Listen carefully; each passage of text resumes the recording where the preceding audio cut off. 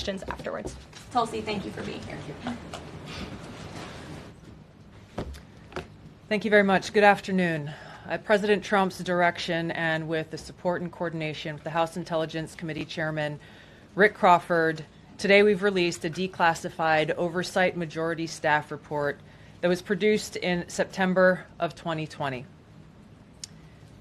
The stunning revelations that we are releasing today should be of concern to every American. This is not about Democrats or Republicans. This has to do with the integrity of our democratic republic and American voters having faith that the votes cast will count.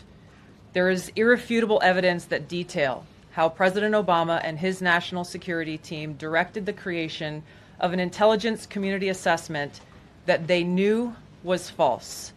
They knew it would promote this contrived narrative that Russia interfered in the 2016 election to help President Trump win, selling it to the American people as though it were true.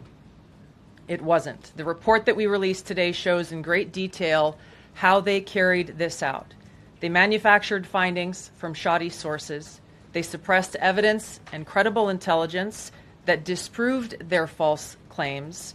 They disobeyed traditional tradecraft intelligence community standards and withheld the truth from the American people. In doing so, they conspired to subvert the will of the American people who elected Donald Trump in that election in November of 2016.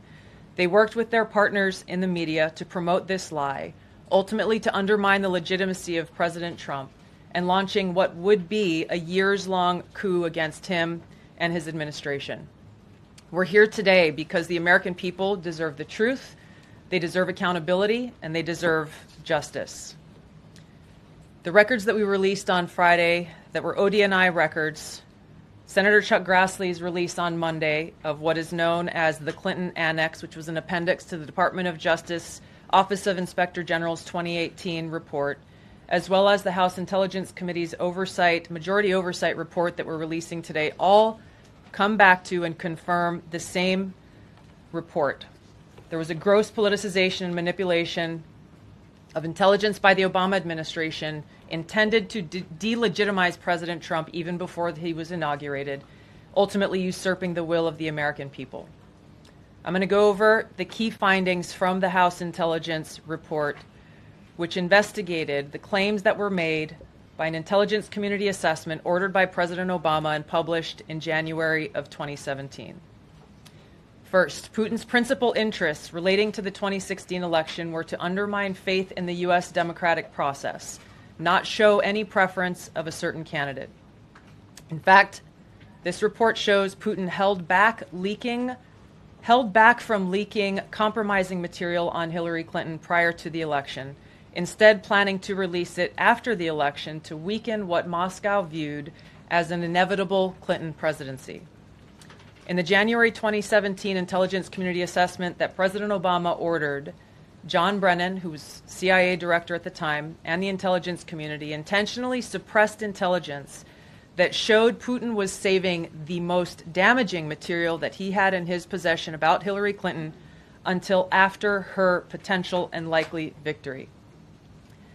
The report goes into great detail about the information that Russia and Putin had on Hillary Clinton, which included possible criminal acts like secret meetings with multiple named U.S. religious organizations in which State Department officials offered, in exchange for supporting Secretary Clinton's campaign for the presidency, significant increases in financing from the State Department.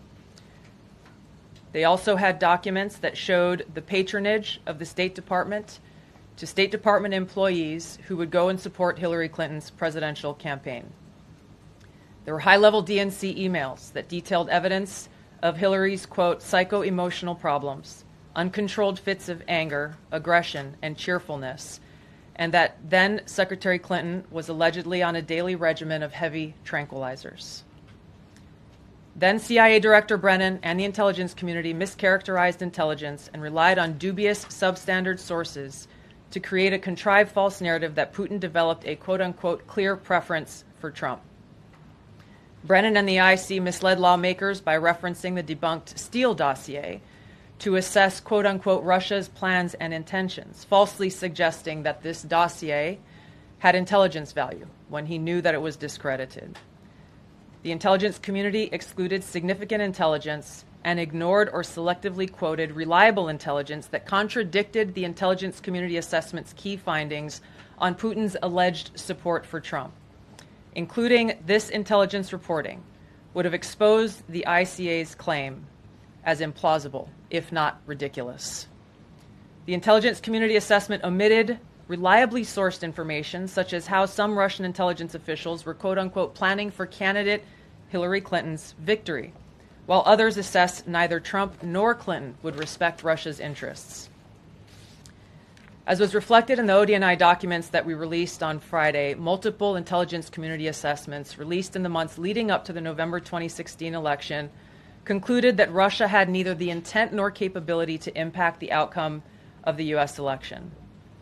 On December 5th of 2016, the FBI and ODNI gave the House Intelligence Committee its first post-election classified briefing, in which there was no mention of Putin aspiring to elect Trump by either agency. The Presidential Daily Brief, drafted